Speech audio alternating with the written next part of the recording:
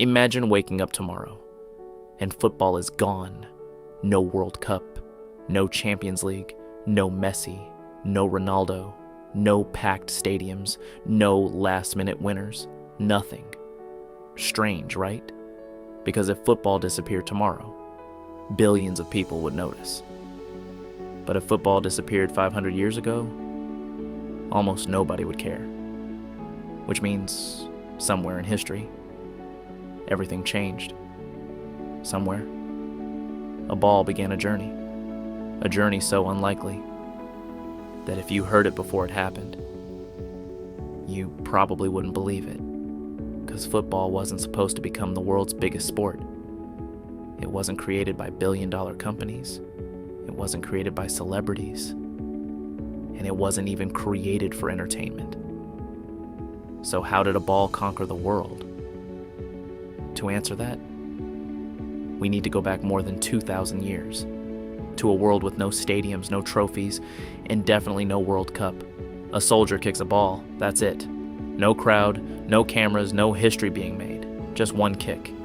And if you had told that soldier that billions of people would one day become obsessed with this game, he probably would have laughed. Because back then, football wasn't trying to conquer the world, it was just trying to survive. The game was being used by soldiers in ancient China, not as entertainment, as training. The goal wasn't fame, the goal was discipline, coordination, control, simple. But then something unexpected happened. People started enjoying it. And that's where the story gets complicated. Because China wasn't alone. Different civilizations were creating their own versions of football. Different balls, different rules, different games, which creates a strange problem. If multiple civilizations had football, then why did only one version conquer the world? For a moment, it looked like we'd found the answer. Then the story broke. Because modern football didn't come from China, at least not directly. Instead, the trail leads somewhere else, England. And somehow, the story becomes even stranger. Imagine a football match with no referee, no sidelines, no rules, no limit on players. Hundreds of people chasing the same ball through streets, across fields, sometimes through entire villages. At that point, calling it football was generous. It was chaos. People got injured, windows were smashed, fights broke out, and sometimes people died. Which raises a very obvious question. Why didn't anyone stop it? Well, they tried. Kings hated football. City leaders hated football. Some rulers even banned it. Again and again and again. And honestly, they had good reasons. Football was dangerous. But here's the weird part. Every time football was pushed down, it got back up. Every ban failed. Every attempt failed. People kept playing, and that's where this story stops making sense. Because if football was really just a game, why fight so hard to keep it alive? At first, the answer seemed obvious. People love winning. Case closed. Except it wasn't. Humans created hundreds of competitive sports. Most of them disappeared. Football didn't. So competition can't be the whole answer. Something else was happening. Something bigger. And centuries later, on a small island in the Atlantic Ocean, a boy would be born. A boy whose life would be changed forever by football.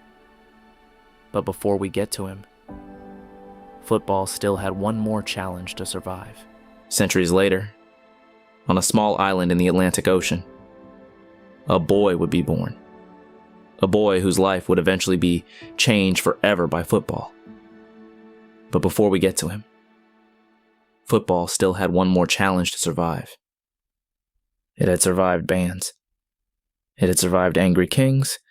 It had survived chaos. But now it faced a new problem. Nobody could agree on what football actually was. Some people kicked the ball, some people carried it, some allowed certain things, others didn't. Imagine trying to play a game where every city has different rules. Sooner or later, the whole thing falls apart, and football was getting dangerously close to that moment, until 1863, a year that looked completely ordinary. No great battle, no famous king, no dramatic revolution, just a room and a group of men having a conversation. History usually looks dramatic.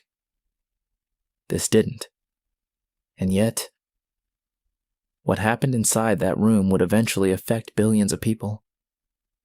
Because for the first time, football got something it had never truly had before, a shared identity, a common set of rules. And suddenly, everything changed. Now teams could compete fairly. Now cities could play each other. Now football could grow. And without realizing it, those men had just changed the future of the game forever. But in solving one problem, they accidentally created another mystery. Because even today, one of the biggest sports on earth can't agree on its own name. Some people call it football. Others call it soccer. Why? The answer sounds made up, but it's true. The official name became Association Football. People shortened it. Then students started calling it soccer.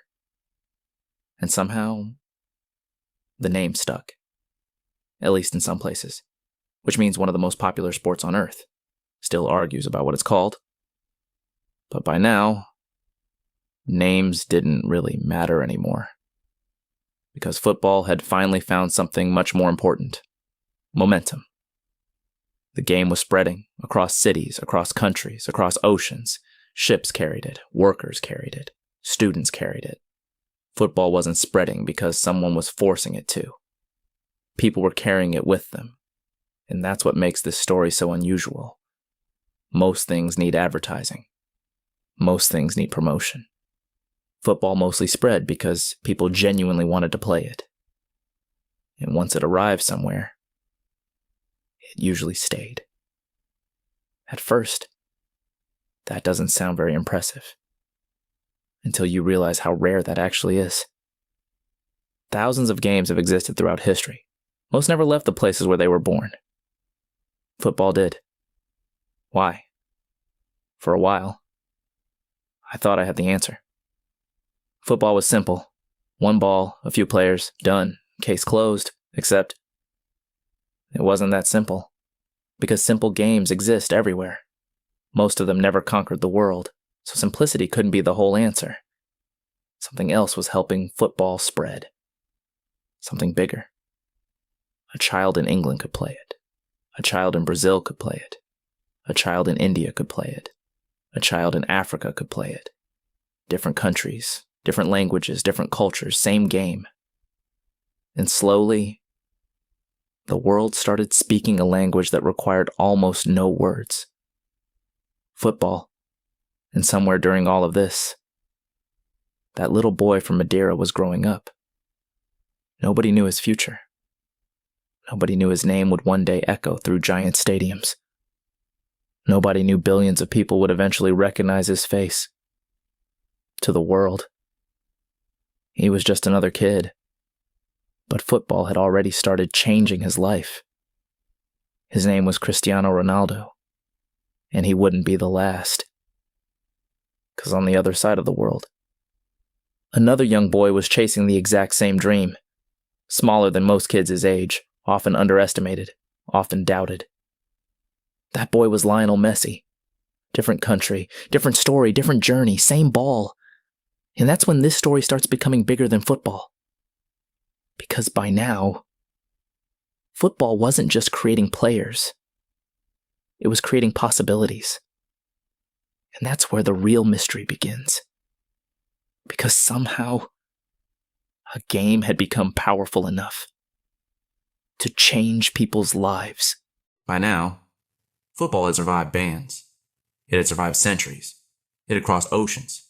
It had reached millions of people. And yet, the biggest mystery still remained. Why did people care so much? After all, it's still just a game, right? Well, one day I noticed something strange, When people talk about football, they rarely talk about the ball. They talk about moments, the impossible comeback, the last-minute winner, the missed penalty, the dream that almost happened. And suddenly, something clicked. Maybe people don't love football because of the game. Maybe they love football because of what the game makes them feel. Hope, excitement, belonging, heartbreak, joy. Think about it. A football match lasts around 90 minutes. Yet some people remember those 90 minutes for the rest of their lives. Why? Because football turns moments into memories, and memories into stories. And humans have always loved stories, which explains something interesting. Football doesn't create players. Football creates stories. And stories travel further than balls ever can. Take Lionel Messi. For years, people called him one of the greatest players ever. But there was one thing missing. The World Cup. Year after year, the pressure grew, the criticism grew, the expectations grew. People wondered if his story would ever have the ending everyone wanted. Then, in 2022, it happened. Millions watched him lift the trophy. Millions celebrated, millions cried, not because they won something, but because they felt like they had completed a story they had been following for years. Football wasn't just a sport that day. It was a story reaching its final chapter. And then there's Cristiano Ronaldo. A boy from a small island. A dream bigger than his surroundings. Years of sacrifice, years of work. Years of proving people wrong. And eventually, entire stadiums chanting his name. Different journey, different story, same ball. And suddenly, the question starts answering itself. Because football doesn't just create legends, it creates hope. Every kid kicking a ball imagines something. Maybe a stadium, maybe a trophy, maybe a better life. Most won't get there, but some will. And that's enough to keep the dream alive. Then there's the World Cup. A tournament that somehow turns entire countries into one giant family. For a few weeks, strangers celebrate together. Strangers suffer together. Strangers cry together. People who have never met feel connected, all because of a game. And that's powerful. More powerful than it first appears, because at some point, football stopped being about the ball. It became about people. It became about dreams. It became about identity. It became about belonging. And suddenly, everything starts making sense. Remember the question we started with? How did a ball conquer the world? At first, I thought the answer would be history. Ancient China, England, rules, tournaments, World Cups. But none of those things are the real answer. Because the ball never conquered the world alone. People did. The ball was just the bridge. A bridge between villages, a bridge between cities, a bridge between countries, a bridge between complete strangers a few thousand years ago. A soldier kicked a ball, nothing special, just one kick. But that kick started a journey that would survive kings, survive bands, survive centuries, and eventually connect billions of people. It would create heroes, it would create legends, it would create dreams, and somewhere, right now, a child is kicking a ball for the very first time. Maybe nobody will ever know their name. Maybe they will become the next Ronaldo. Maybe they will become the next Messi. Nobody knows. And that's the beautiful part. Because every football story you've ever heard started exactly the same way. One ball, one dream, one kick, and maybe that's how a ball conquered the world. Every ordinary thing has an extraordinary story. You just have to look closer. See you in the next story. Peace out. Zeno, signing off.